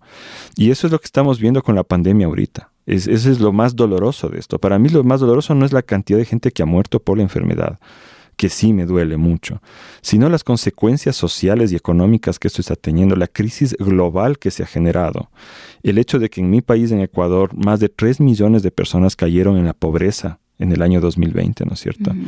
Eso es espeluznante. Las consecuencias de ese nuevo mundo, el mundo en el que van a crecer nuestros hijos, ¿cuántas familias más ahora no van a poder dar educación, alimentación sana a sus hijos? O sea, y qué futuro, o sea, hemos sacrificado, ¿no? Y no es por la enfermedad, sino por la manera en que elegimos de enfrentarla. O sea, los gobiernos hicieron una apuesta muy clara a favor de sostener el gran capital y la explotación. Por eso es que han surgido nuevos billonarios y las grandes empresas han ganado más dinero que nunca con toda esta enfermedad. Entonces, eso es. Tú eres un actor político. Tienes que elegir para dónde quieres apuntar. Yo siempre pongo esta metáfora de que tú sales a la calle con sed y tienes a la derecha una tienda donde te venden un refresco gaseoso azucarado y a la izquierda, en cambio, tienes una señora que vende juguitos saludables como naranjilla con alfalfa, ¿no es cierto? Y tienes $1. Ahí está tu voto político, ¿no es cierto? Si es que vas para ese lado derecho, lo único que vas a hacer es colaborar a la fuga de capital, empobrecer tu territorio y dañarte la panza, ¿no? La guata, hacerte un hueco en la guata, ¿no? Y vas a seguir con sed, además. Si vas al otro lado, en cambio, vas a sostener la economía tuya, porque ese dólar se queda circulando en tu región y esa señora va a poder comprar servicios quizá tuyos en el futuro. Pero sobre todo, has consumido algo que te hace bien, que te mantiene saludable. Entonces, en el tema de las leyes de semillas, sí hay una cuestión bien tenaz ahí. En los últimos años han surgido varias cosas. Por ejemplo, la expansión de los transgénicos, que es algo tremendo que hablamos en el curso también. Y también el tema de la propiedad intelectual. Entonces, se ha conseguido, a pesar de que no tiene un sentido ético, se ha conseguido, las grandes empresas consiguieron que se cree legislación que les da derechos de propiedad intelectual sobre material genético dentro de las semillas. Sí. ¿Y por qué esto es absurdo? Porque sabemos que el 99% de lo que una semilla fue creado por la naturaleza y por las poblaciones campesinas. La innovación que meten las empresas es tan chiquita que realmente no les hace merecedora a declararse dueñas de un material genético durante décadas.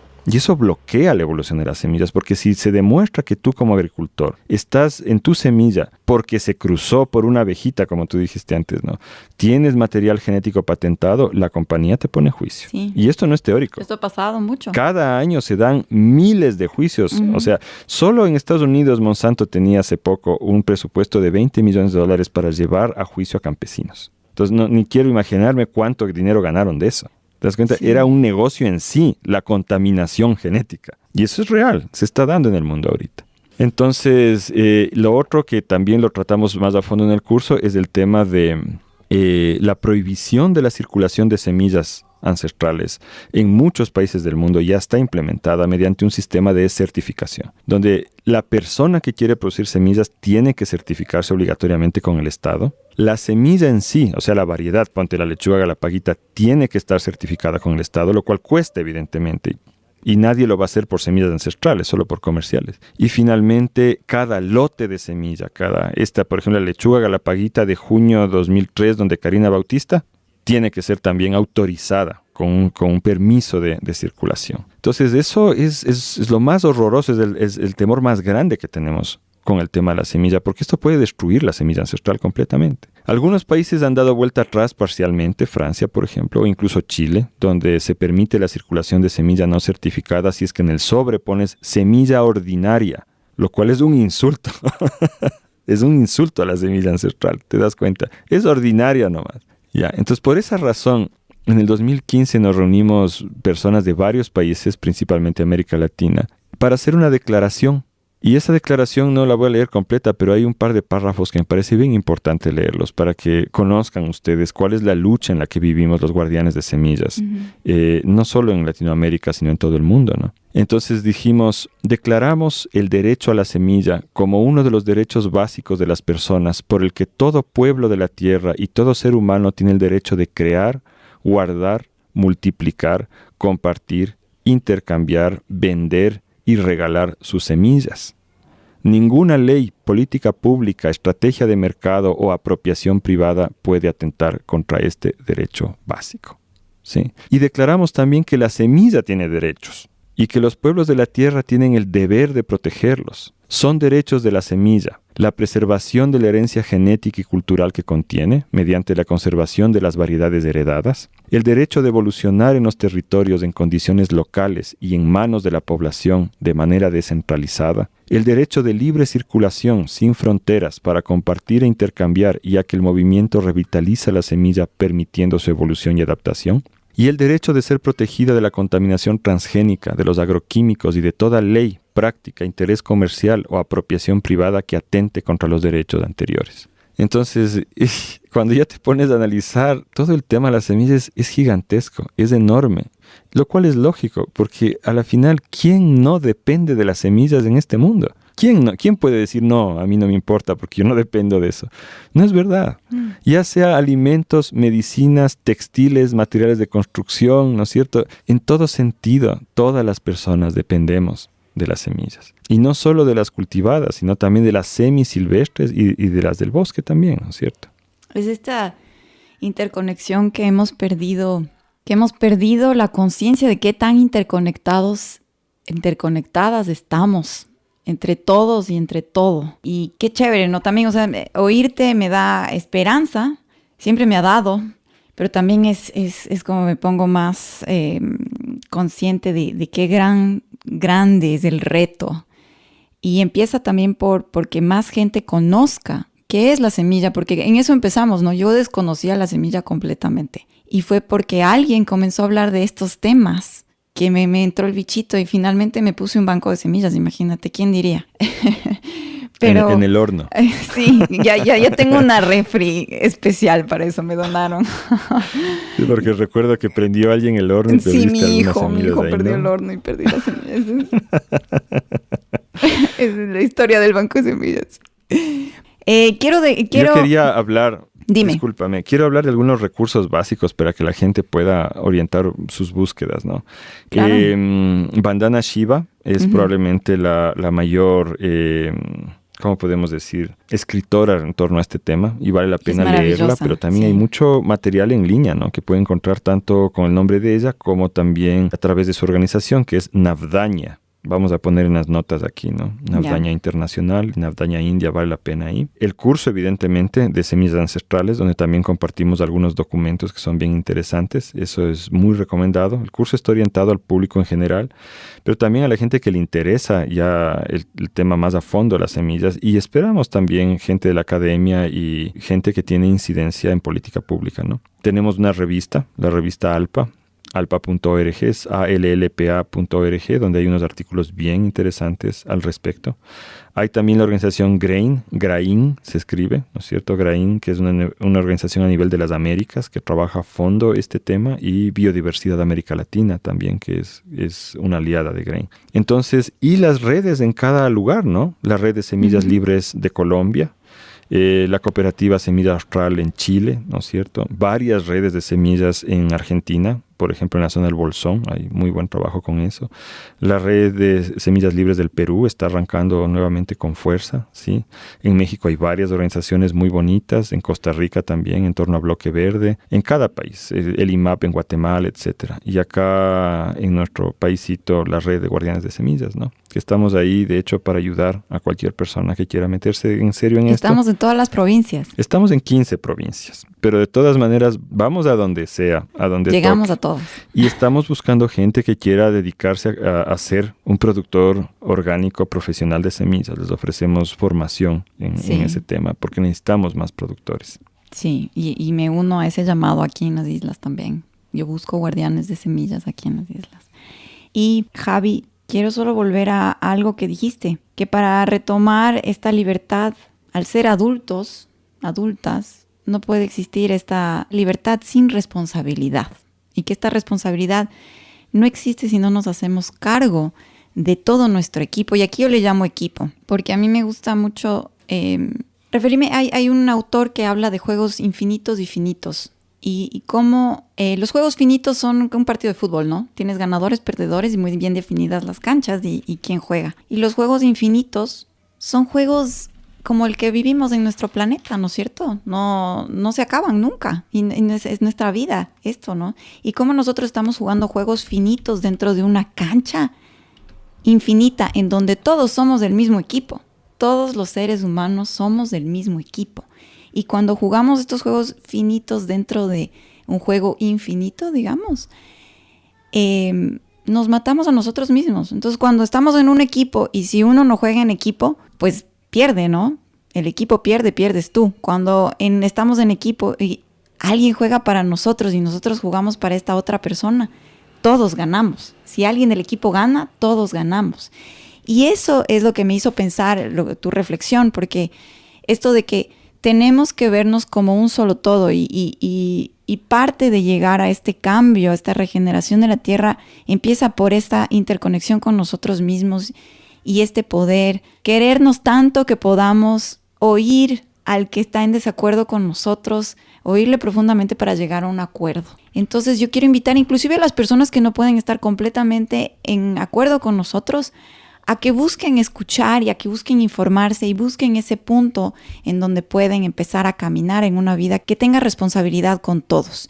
Y quiero invitarte a ti a decirnos qué semilla quieres dejar a los radioescuchas, las radioescuchas que nos han escuchado en este capítulo, hablando de libertad, de responsabilidad, de interconexión, de semillas. ¿Con qué semillas le quieres dejar a los terrícolas, a las terrícolas que son parte de nuestro equipo? Porque todos somos parte del equipo. Hasta estos dueños de corporaciones gigantes son nuestro equipo y tenemos que llegar a acuerdos. Entonces, ¿con qué semilla nos dejas? Teniendo en cuenta que somos todos del mismo equipo.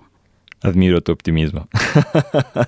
Ajá, gracias. Sí, el cuidado de la familia para mí es lo más importante. Y bueno, sí, todos somos seres humanos, ¿no? Pero hay que despertar de distintas maneras y sí, a la final tenemos que llegar a generar un sistema que no permita la apropiación ilimitada e indebida por parte de unas pocas manos. Eso sí, es mi criterio total.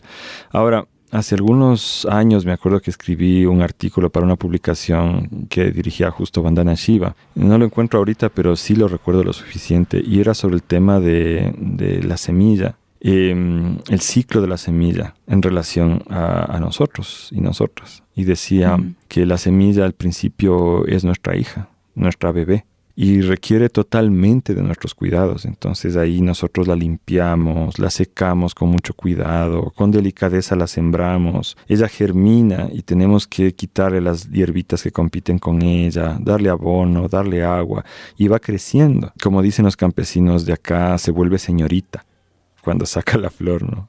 Así dicen. Y ahí ya se casa, ¿no? Y se embaraza y gesta nuevamente la semilla. Y en ese momento, cuando el maíz ha germinado y se ha vuelto grande, ¿no es cierto? Cuando el tomate ya está jugoso, así, se vuelve nuestra madre. Y entonces es ella la que nos cuida. Nos da el alimento para que podamos subsistir, para que podamos sostener a nuestra familia. Y al final del ciclo, ella ya se va, ¿no es cierto? Muere, pero nos deja a sus hijas, para que nuevamente sean nuestras hijas y las volvamos a criar. Entonces pasa de ser nuestra hija a ser nuestra madre, ¿no?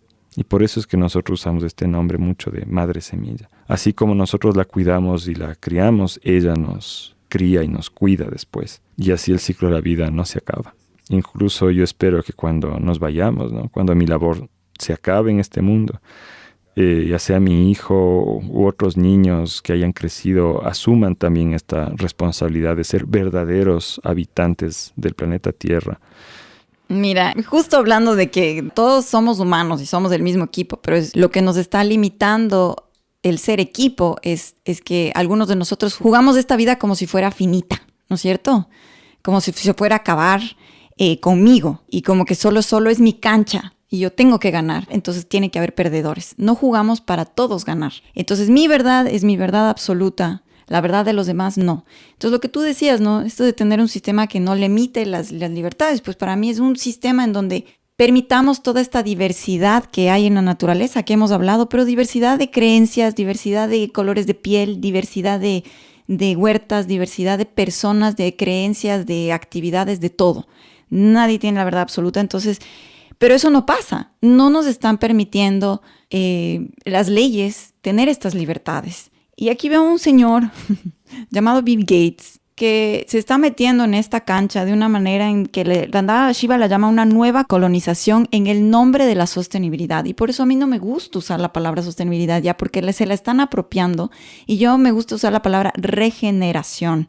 Me gusta mucho esa palabra. Porque Bill Gates ha sacado libros y tanto, está hablando de que las vacas son las contaminantes mayores. Cuando tú hablábamos, ¿no? Las vacas bien manejadas dentro de un sistema como imitando a su naturaleza pues regeneran el suelo, te dan abono. Sin mierda de vaca no hay buenas cosechas. O sea, te da lo mismo de lo que necesitas para regenerar esa semilla, para que vuelva la planta a crecer. Entonces la vaca no es el problema, ¿no? Es mucho más allá de que este señor probablemente está jugando en un juego en donde está viendo ganadores y perdedores y una cancha muy limitada, en donde no ve que hay muchísimas otras formas de vivir, ¿no? Y cree que tiene la razón y que tiene la verdad absoluta porque vendió muchas computadoras y softwares y se hizo bastante rico, ¿no? Y predijo una pandemia quizá, no sé.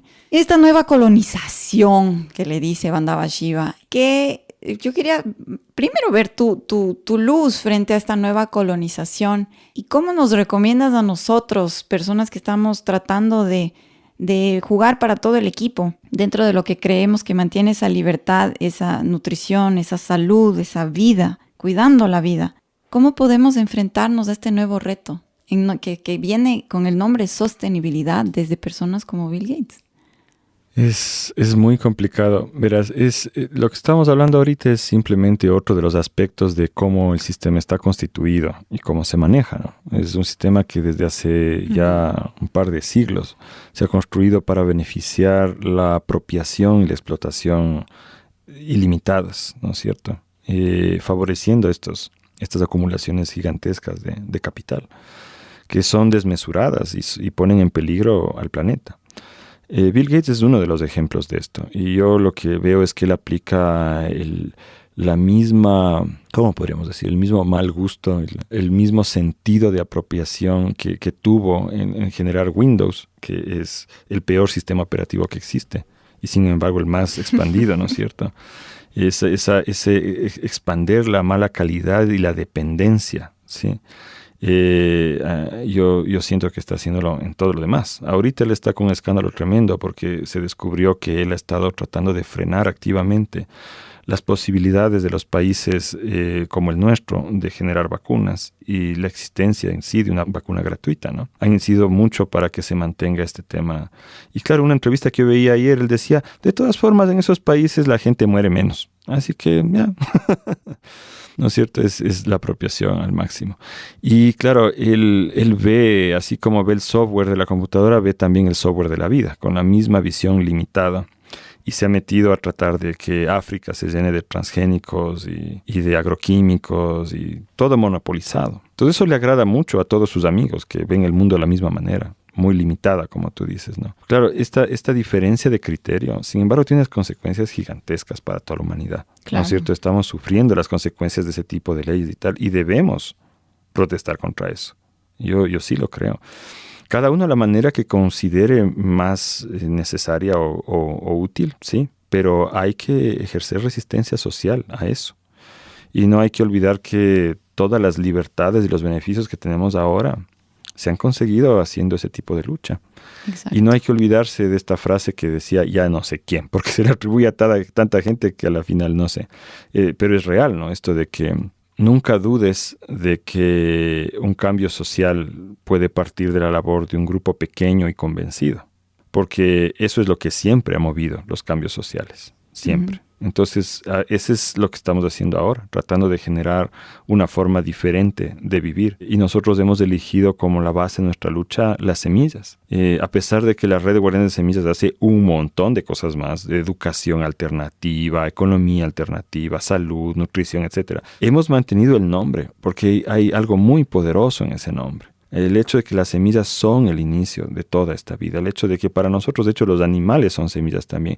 Y nosotros mismos somos semillas. Uh-huh. Me daba mucho chiste como mi esposa Fernanda le llamaba a mi hijo mi bebé orgánico, ¿no? Entonces son los mismos principios que se aplican a todas las cosas. Y ¿sabes qué? No me siento satisfecho. Quiero leerles un poema. ¿Será posible? ¿Será que nos da tiempo? Claro. Esa es tu semilla. Cuando yo ya estaba bien metido en esto de las semillas, encontré este poema. Y ¿De me quién quedé es? sorprendido. Es de mi abuelo. Ah, Lo escribió wow. mi abuelo Jorge Carrera Andrade, alrededor de 1920, cuando él era jovencito todavía, y él soñaba con establecer comunas idealistas, ¿no? Comunas utópicas. Escribió este poema que dice así: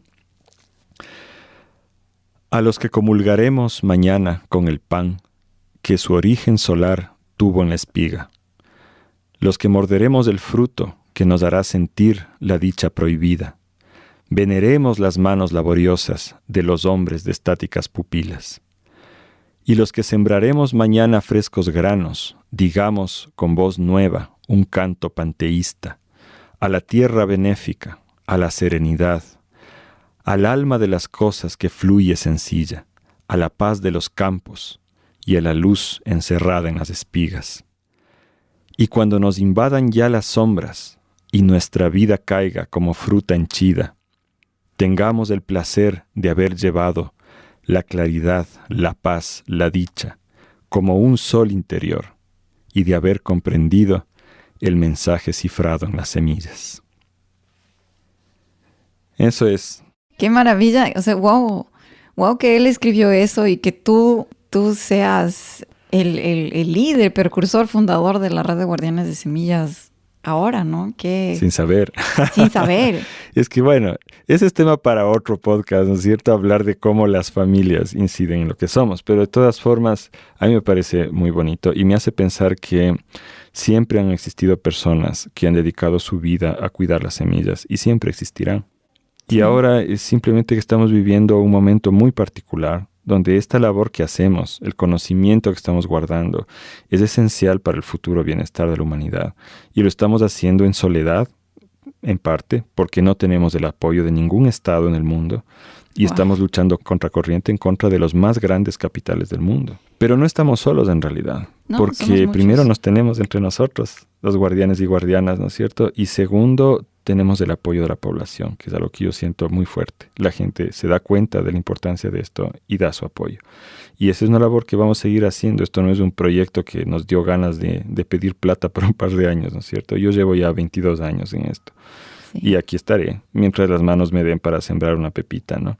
Y sé que tú también, Cari, como buena guardiana de semillas. Sí, pues yo recién voy 8 años dedicada a temas alimentarios, pero 5 ya como guardiana, o sea, como semillista oficial. Pero qué gusto, ha sido un placer hablar de esto, Javi, un placer, un honor. Y vamos a sembrar semillitas a la gente que nos escucha. Sí. Vayan, siembren la semilla, que vaya más allá del meme y del tweet. Vamos, eso también importa, pero vamos a aplicarlo en el día a día, con los hijos, con nosotros, con las hijas, y si podemos también ser actores políticos más conscientes, pues influenciar esa toma de decisión desde donde estemos. Vamos ahí. ¿Quieres decirnos algo más, Javi? Sí, yo les dejo porque tengo que ir a rehacer una cama de cultivo que invadió el Kikuyo, justo para recibir una nueva tanda de semillitas que nos dejaron por acá. Muchas gracias y no dejen de trabajar para construir un mundo mejor. Abrazos. Sí, encuéntrenos en madresemilla.com, el curso de semillas ancestrales y también curso de cómo hacer huertas. Si solo tienes una maceta, también hay un curso de huertas y muchísimo más. Nos pueden contactar al email que está en las notas del episodio. No se olviden de suscribirse, de seguirnos, de si están en Apple Podcast, de poner su calificación y su comentario y de pasar la voz, porque eso nos ayuda a seguir pasando la voz para seguir regando semillitas de vida. Me despido agradeciéndoles por su escucha. Un abrazo a todas y a todas quienes nos escuchan. Un abrazo, Javi. Sí, Cari, a ti también. Chao.